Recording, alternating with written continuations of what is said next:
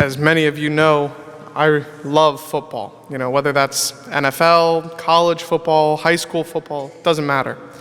And this weekend has been the NFL draft. When 257 players get picked by the 32 different teams, and they go on to begin their professional careers. These players have been training for this moment their entire lives. They've been tested, evaluated, and studied by teams, all with the hope that the guy that they pick will be some kind of generational talent that wins them a lot of games. But at the end of the day, no one knows what they're actually going to do. Some experts think the world of some players who turn out to never live up to the potential.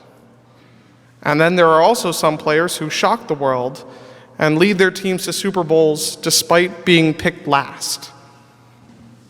But at the end of the day, when the history books are written, no one cares about what people thought you could do. The only thing that matters is what you did do. The same is true for all of us. When we all come to our final judgment before God, the sign of our faithfulness will be the fruit that we bore in this life. That is the true test to determine if what we say is truly what we believe, or if it's just empty words. That's what we see happening, even in the early church during our first reading from the Acts of the Apostles.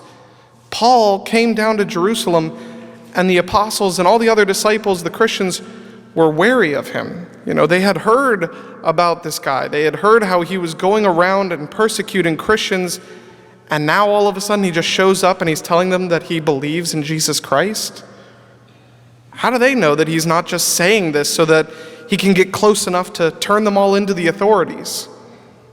It isn't until they see the fruits of his faith, his good works, and his preaching that they are actually able then to rejoice in his conversion, because the fact that his faith is bearing fruit is a sign that he is fully united to Christ. Christ explains that in the parable that he tells in the gospel, that we are the branches and he is the vine. If a branch is ever separated from the vine, it can't receive the nutrients that it needs to grow anything, let alone good fruit. In the same way, if we are not truly united to Christ, we can't receive the grace that we need to go out into the world and do the good work of God. Anything that we do apart from God would inevitably dry up and die. But the things that come directly as a result of God's grace endures forever. These are the things that will be weighed on our day of judgment, to see if our faith was true or if it was just empty words. The most important fruit that we can bear in this world that will be a sign on our judgment, the sign of our faith, will be the fruit of love. Because love without action is hollow.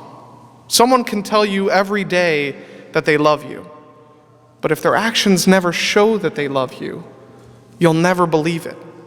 You'll never feel it. Christ calls us to love one another as he loved us.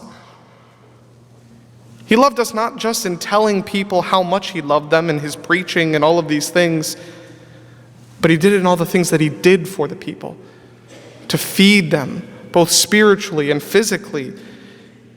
Most importantly, in the way that he died for us. With a radical example of sacrificial love like that to follow, how could we ever say that hollow words of faith and love are ever enough? The sign that faith and love are deeply rooted in our hearts, in every fiber of our being, will be the fruit that we bear in the world of it. Allowing God's grace to flow through us, still united to Christ on that vine, helping us to love others with that love of Christ.